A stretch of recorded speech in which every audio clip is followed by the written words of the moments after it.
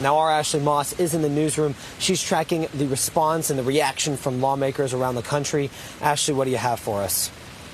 Well, as you said, Trevor, we have been monitoring responses here closely and kind of been looking all throughout the morning. Saw some early responses from Senator Ted Cruz. Said he's closely monitoring the situation, looking ahead to a briefing, and of course mentioning those fatalities and those people who are lost. I was also looking at some photos and video this morning from the airport in Wichita as families, grief counselors, and other personnel are starting to gather. As you heard from Trevor, this was a regional airline that's wholly owned by American Airlines Group. We do know that this had regular daily service from Wichita to Washington, and that's according to Senator Jerry Moran out of Kansas. He was also speaking out early this morning on social media platform X with his condolences.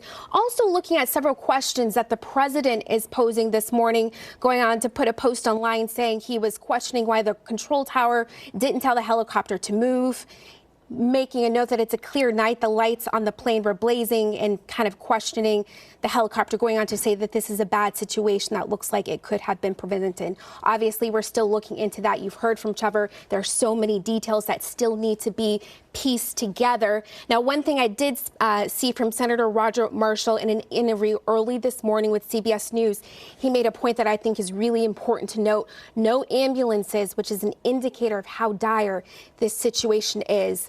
He is a physician out of Kansas again. Now, in the meantime, we're starting to track flight schedules.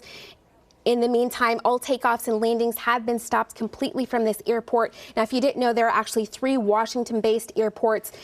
Reagan National, there's also Washington Dulles, which is further into Virginia, and also Baltimore, Washington. We're going to be looking at those flight schedules because many inbound flights to Reagan could be diverting there. We'll keep you updated right here from the desk.